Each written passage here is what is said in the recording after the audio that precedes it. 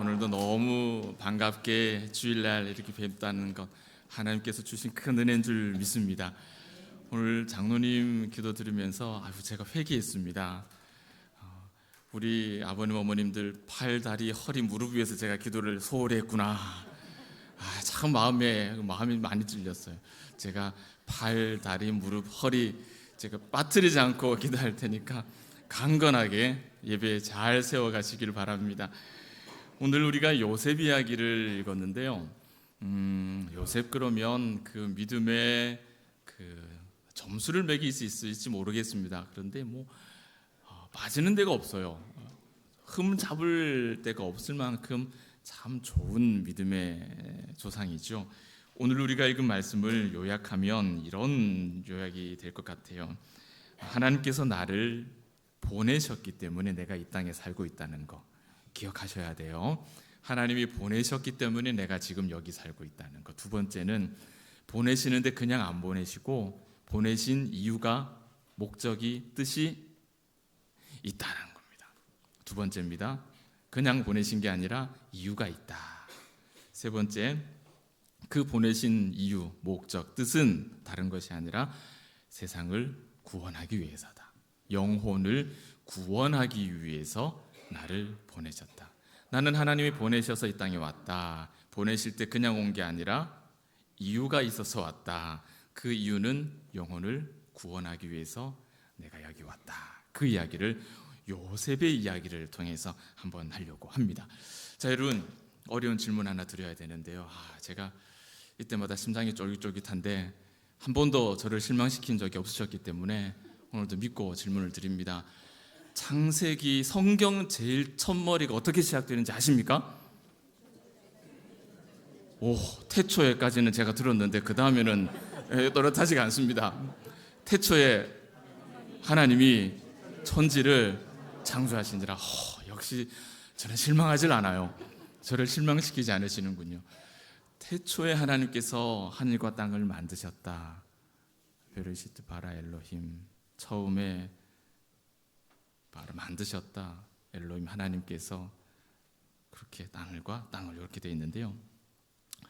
이 말은 하나님께서 첫째 날에 뭐 만들고, 둘째 날에 뭘 만들고, 셋째 날에 뭐 만들고, 넷째 날에 뭐 만들고, 그래서 성경을 딱 만든 걸 다 정리했더니 첫째 날, 둘째 날, 셋째 날이랑 다섯째, 여섯째, 넷째, 다섯째, 여섯째 날에 이렇게 짝꿍이 되더라.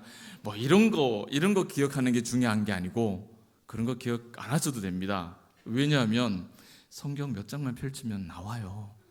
굳이 다 외우려고 하지 마시고 하나님께서 태초에 세상을 창조하셨다라는 말씀을 들으면 뭘 생각하셔야 되냐면은 이 말씀이 우리에게 주시는 가장 중요한 메시지는 세상의 모든 것이 어디서부터 시작됐, 누구로부터 시작됐다고요?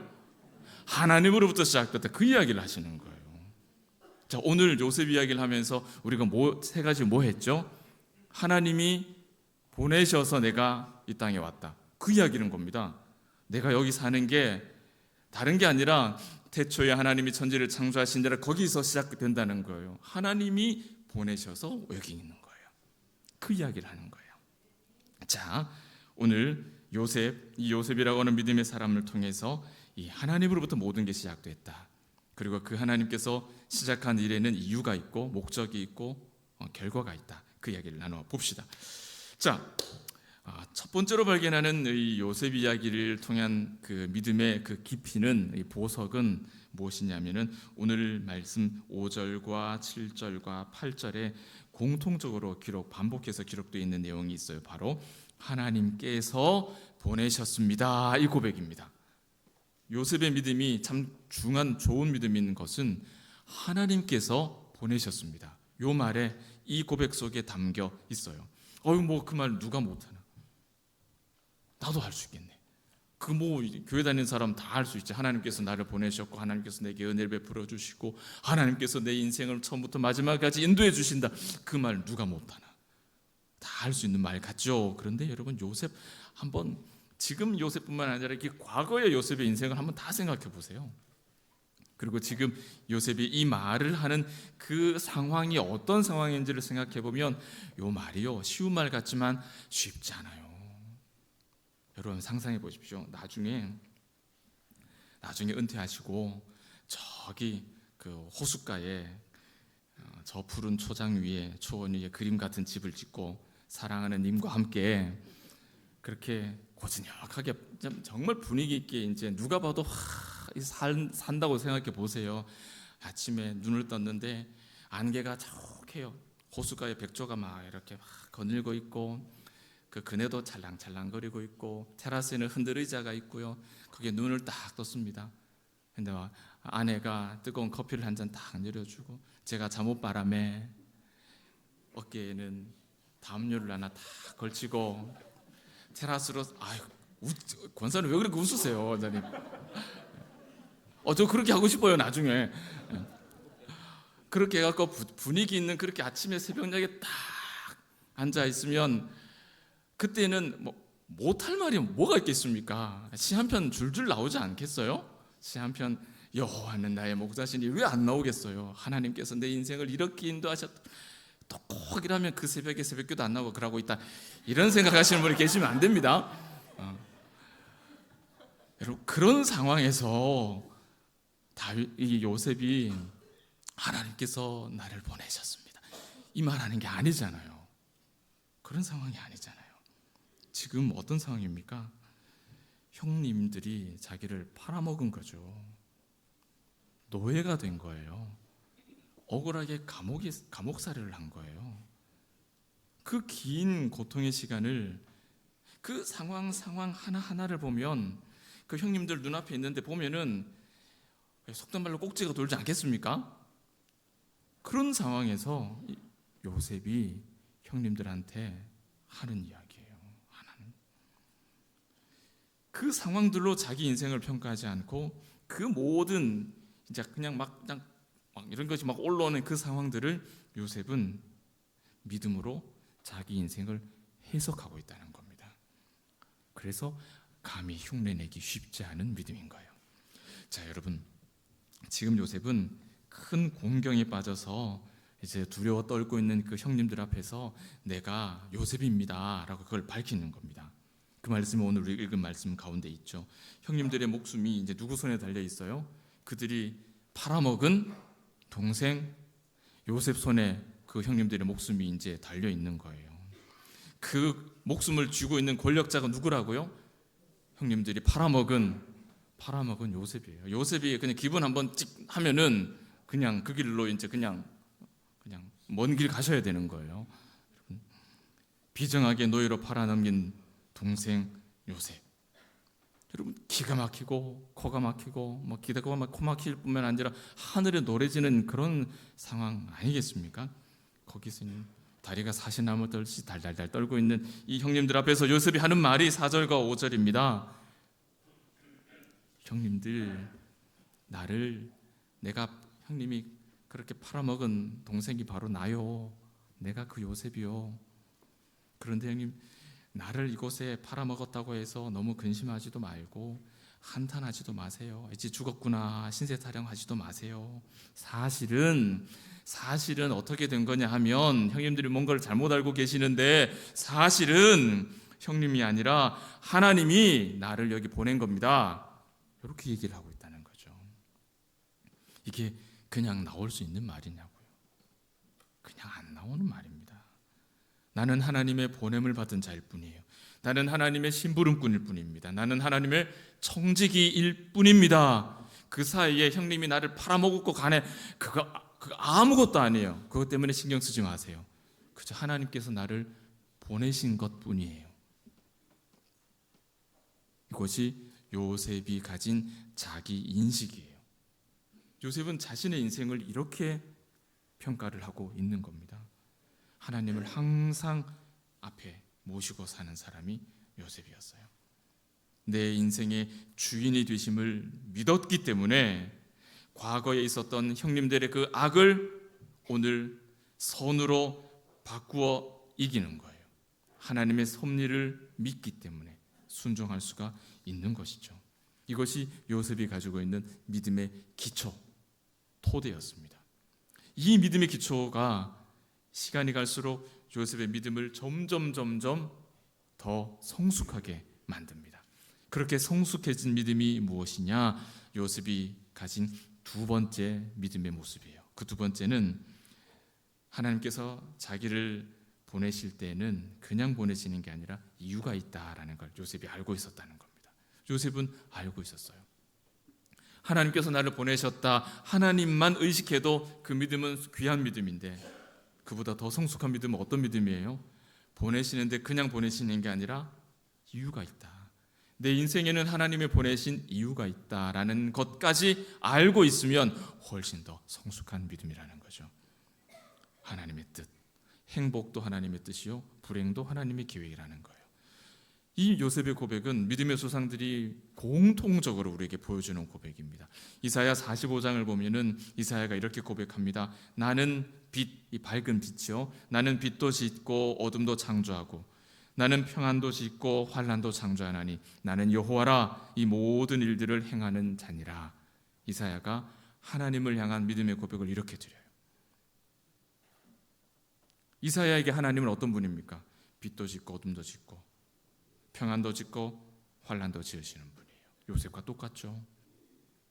욥이라는 사람, 우리 의인이라고 부림받은 욥이라는 사람도 똑같습니다. 말로 형용할 수 없는 어려움이지 않습니까?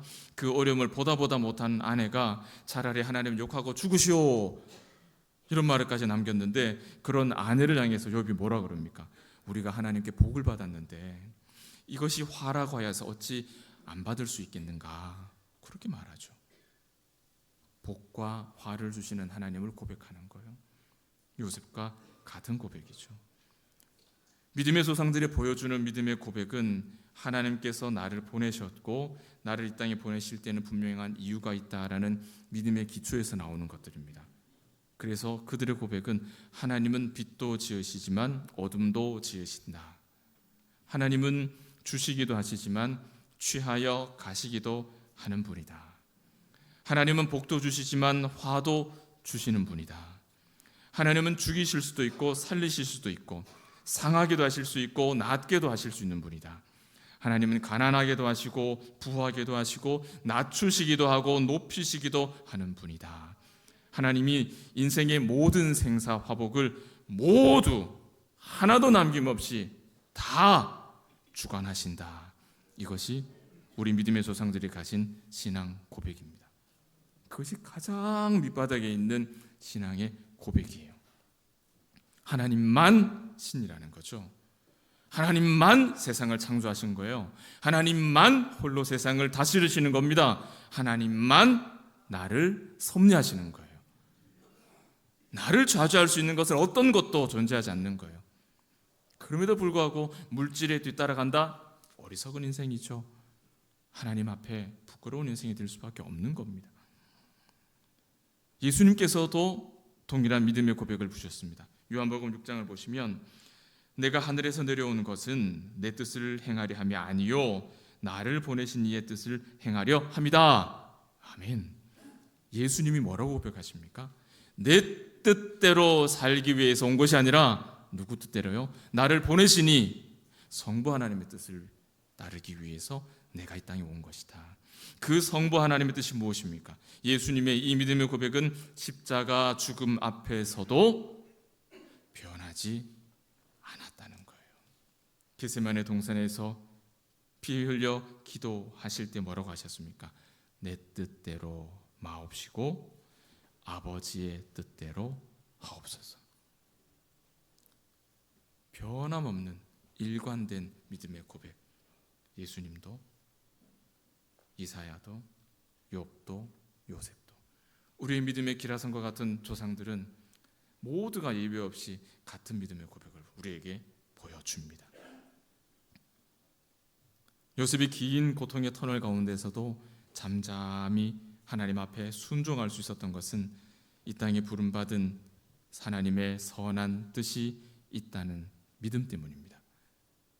이제 우리에게 남아있는 질문은, 의문은 그러면 하나님의 그 뜻이 과연 무엇인가라는 의문이죠. 하나님께서 나를 보내셨다. 그리고 그 보내시면은 하나님의 특별한 계획이 있다. 남아있는 건 이제 그 계획이 뭐냐라는 것입니다. 이것이 요셉이 우리에게 보여주는 세 번째 믿음의 모습입니다. 요셉은 나를 이 땅에 보내신 하나님의 뜻을 정확하게 알고 있었던 것 같아요. 다시 요셉의 이야기로 돌아가 보겠습니다. 형들에게 요셉이 굉장히 확실한, 단호한, 너무나 분명한 어조로 그리고 반복해서 말하고 있는 내용들이 조금 전 우리가 읽은 그 내용들입니다. 형님, 나를 이곳에 팔았다고 해서 근심하거나 한탄하지 마십시오. 하나님께서 생명을 구원하시려고 나를 형님들보다 먼저 보낸 겁니다.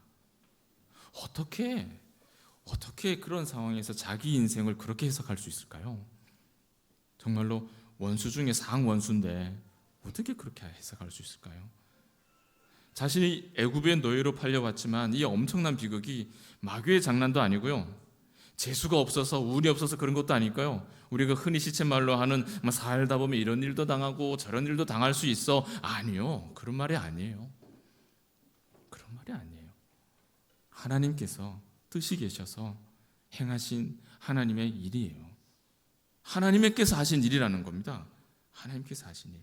그렇다면 요셉의 그 비극적인 고난 속에 담겨있는 하나님의 뜻은 도대체 무엇이냐? 5절에서 8절의 말씀을 읽으면 이 넉 절밖에 안 되는 이 짧은 말씀 속에 요셉은 그 답을 우리에게 보여줍니다. 나를 애굽으로 보낸 자는 하나님이다. 하나님이 나를 보내셨다는 말이 3번이나 반복이 되죠. 하나님이 나를 보내신 거예요. 하나님의 뜻, 하나님이 나를 보내셨고 하나님께서 보내신 이유가 있는데 그게 뭐냐? 나를 보내신 목적은 생명을 구원하시기 위해서다. 이 말씀도 3번이나 설명이 됩니다. 하나님의 선한 뜻, 생명 구원하는 겁니다. 생명 구원하는 거예요. 노예로 애굽에 팔려간 요셉의 고달픈 인생은 하나님의 특별한 계획이라는 거죠. 생명을 구원하시기 위한 것입니다. 마찬가지로 여러분, 우리는 어떻습니까? 오늘 우리가 바쁘고 또 분주한, 그러다가 몸이 상하기도 하고 마음이 상하기도 하고 때로는 믿음이 이렇게 오르락내리락 하는 일들도 있죠. 그렇게 신음하는 우리 인생 자체가 참 고달픈 인생들이 연속이지 않습니까? 여러분, 그런데요, 여러분, 요셉의 믿음의 고백을 가지고 우리 인생을 한번 평가해 보세요. 그렇게 여러 모양으로 다양하게 고달프다라고 말하는 그 인생이 요셉의 시선으로 보면 어떤 인생이에요? 그렇게 보냄을 받은 인생인 거예요. 그걸 문제 삼으려면 한없이 큰 문제지만은 요셉과 같은 믿음으로 볼 때에는 나는 그렇게 이 땅에 보냄을 받은 인생이라는 게 제일 첫머리에 와 있어야 된다는 거죠. 그러나 거기에는 하나님의 계획이 있다는 겁니다. 그저 이 모습으로 살도록 하나님께서 보내신 게 아니라는 거예요. 생명을 구원하는 하나님의 일을 위해서 지금 우리를 이와 같이 다양한 현장에 다양한 모습으로 다양한 형태로 이 땅에 보내셔서 살게 하신다는 것입니다. 과거와 오늘과 미래에 나타날 모든 인류의 역사는, 그 모든 역사 가운데서 하나님께서 일하시는 근본적인 목적은 무엇이겠습니까? 생명을 살리는 일이에요. 땅끝까지 복음을 전하라, 그 말씀이에요. 사랑하는 여러분, 하나님은 어떤 분이십니까? 죽이기도 하시고 살리시기도 하시죠. 그러나 하나님의 근본 목적은 무엇일까요? 죽이는 걸까요? 살리는 걸까요? 살리는 것이죠. 하나님은 상하게도 하시고 또 꿰매어 고치기도 하십니다. 그러나 하나님의 근본 목적이 무엇이겠습니까? 고치는 것입니까? 아니면 우리를 상하게 하는 것입니까? 고치는 것이죠. 복을 주시기도 하고 환난을 주시기도 합니다. 하나님께서 우리를 향하신 근본적인 목표는, 계획은 무엇일까요? 복일까요? 환난일까요? 복이죠. 복이죠. 하나님의 근본적인 계획은 우리를 살리시는 것이고, 우리를 복되게 하시는 것이고, 우리를 일으키시는 것이고, 우리를 회복시키는 것입니다. 하나님은 우리를 죽이기를 원하시는 분이 아니에요. 상하게 하시기를 원하시는 분이 아니에요. 우리를 환난 가운데 허덕이며 살도록 바라는 분이 아니에요. 이것이 하나님의 마음이 아닙니다. 오늘 이와 같은 하나님의 근본적인 마음을 정확하게 알고 있는 이 요셉은 그래서 자기 인생을, 그 험악한 자신의 인생을 한 땀 한 땀 믿음으로 수놓을 수가 있었던 겁니다. 우리가 지난 2개월 동안, 코로나 3년 동안에 잃어버린 많은 우리 봉동의 믿음의 가족들을 다시 신방하고 문안하고 다시 한번 예배를 회복할 수 있는 자리 가운데 초청하기 위해서 많은 분들이 수고하고 애쓰고 기도하고 계십니다. 그렇게 할 만큼 시간이 많고 넉넉하고 심심해서 그렇게 하는 거 아니잖아요. 우리의 분주한 모양의 삶을 사는 동안에도 우리는 그와 같은 수고를 감당해 왔다는 거예요. 지난 2달간의 삶이 어때요? 하나님께서 우리를 이 땅에 보내신, 생명을 구원하기 위해 이 땅에 보내신 그 삶의, 그 계획에 합당한 삶이 아니겠습니까? 그렇죠. 합당한 삶을 우리가 사는 거예요. 이제 2달만 아니라 10월 15일까지만 딱 하고 이제 접는 게 아니라 이 땅에 발붙이고 사는 동안 우리에게는 영원히 이 사명이 주어져 있다는 것을 여러분, 우리는 잊으면 안 됩니다. 지난 3년 그리스도인의, 예수를 믿는 사람의 삶이 혼미케 되는 일들이 우리 앞에 있었죠. 코로나라고 하는, 팬데믹이라고 하는 큰 어려움이 있었습니다. 많은 영혼들이 이 팬데믹을 통해서 하나님을 떠났습니다. 시험 들어 떠난 분도 계시고, 믿음이 연약하여서 교회를 오지 못하게 되니까 떠난 분도 계시고, 때로는 이때가 기회다 해서 빠져나가신 분도 계십니다. 그러나 여러분, 그와 같은 때일수록 하나님의 근본적인 그 목적, 영혼을 품으려고 하는, 잃어버린 영혼을 찾으려고 하는, 일으키려고 하는, 복을 흘려보내려고 하는 이 하나님의 근본적인 목적은 교회 안에 더 중요하게 여겨져야 되고 다루어져야 되고 집중적으로 행해져야 하는 일인 줄 믿습니다. 그 일들에 우리가 소홀했다면 우리는 모두가 너나 할 것 없이 우리 모두가 하나님 앞에 회개하며 나아가야 엎드려야 되는 일이죠. 그 일이 우리가 소홀했다면, 여러분, 시험받아 넘어져 있는 우리의 영혼의 이웃들은 마음속에 이런 생각을 가지고 있어요. 영적인 위기를 맞아서 주저앉아 봤거든요. 그럼 어떤 마음이 생기는지 아세요? 하나님은 사랑이라 하셨는데 과연 하나님이 선하신 분이 맞습니까? 라는 질문을 가지고 있습니다. 거기에 대한 고민이 없으면 왜 예배를 찾아오지 않겠어요? 당연히 찾아오죠. 그러나 거기에 대한, 하나님에 대한 확신이 없기 때문에 이곳을 회복하지 못하는 것입니다. 자, 그런 의문을 가진 자들에게 여러분 뭐라고 대답하시겠습니까? 대답할 말을 준비하고 계십니까, 여러분? 그 준비를 갖춰야 돼요. 요셉은 이런 고민을 가진 우리에게 한 가지 답을 주는 것 같아요. 그 내용이 창세기 50장에 이렇게 나타나는데요. 비슷한 내용이에요. 50장 19절 이하를 보시면 이런 내용의 말씀이 있습니다. 형님들이 나를 해치려고 했지만 하나님은 그 악을 선으로 바꾸셔서 오늘과 같이 형님들에게 선을 베푸셨다라고 그렇게 얘기를 하십니다. 그리고 내가 형님뿐만 아니라 형님의 자녀들까지도 내가 기를 것입니다. 형님은 나에게 악을 베풀었지만 하나님은 그 악을 선으로 바꾸셔서 우리 모두를 살게 하셨습니다 라고 말했어요. 하나님은 그런 분이다 라고 요셉은 우리에게 가르쳐주는 거죠. 마음에 믿음의 의문을 가지고 있는 자들에게 오늘 요셉이 가르쳐주는 힌트는 악을 선으로 바꾸시면서까지 인간을 구원하기를 간절히 원하시는 하나님이 바로 그 하나님이에요. 그 하나님을 우리가 전하는 거예요. 이것이 오늘 이 땅에 우리를 보내신 하나님의 뜻, 하나님은 사랑이시다라고 하는 우리가 익히 알고 있는 우리 입술에 마치 그냥 미사여구처럼 붙어있는 그 진리의 말씀이 요셉에게서는 이렇게 고백되는 거예요. 하나님께서 그 아들을 세상에 보내신 것은 세상을 심판하려 하심이 아니요 그로 말미암아 세상이 구원을 받게 하려 하심이라. 그래서 그리스도는 사랑이신 거예요. 하나님은 사랑이신 거예요.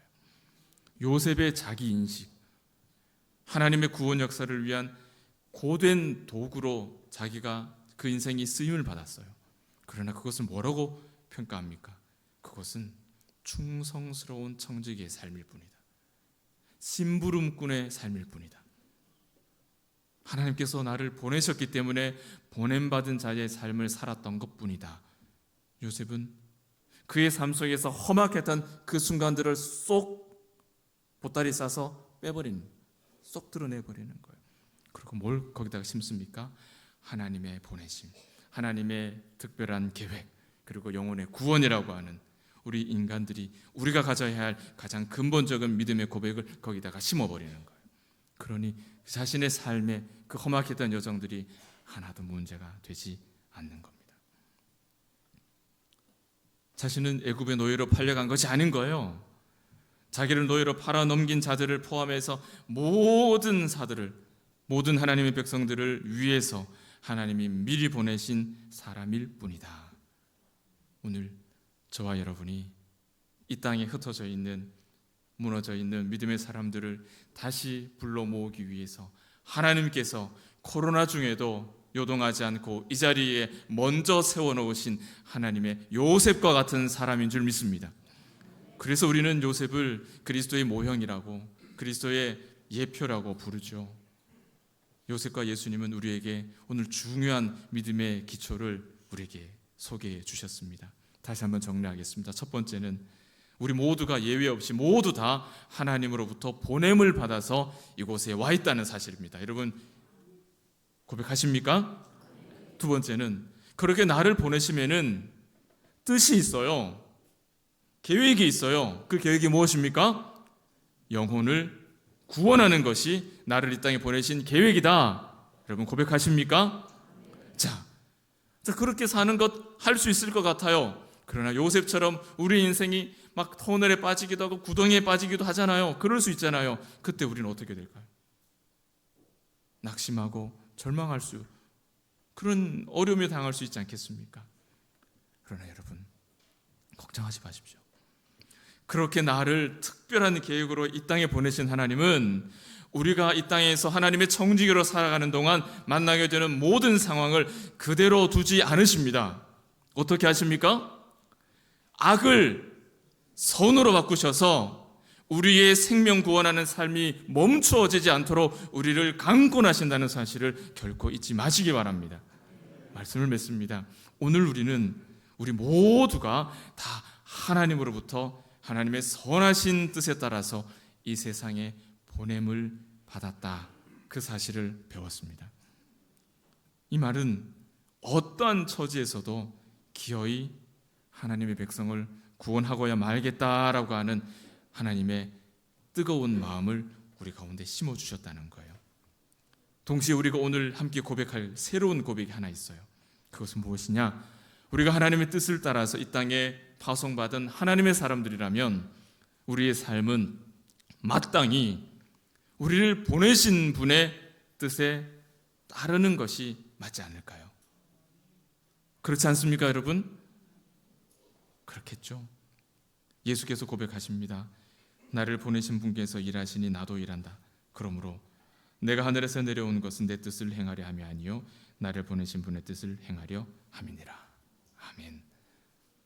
하나님께서 품으신 그 뜻을 이 땅에 행하는 것, 그것이 예수 믿는 사람들의 일생의 사명입니다. 뜻이 하늘에서 이룬 것 같이 땅에서도 이루어지이다. 이 주기도문의 이 문구가 겟세마네 기도에 내 뜻대로 마옵시고 아버지 뜻대로 하옵소서라는 문장과 똑같은 문장입니다.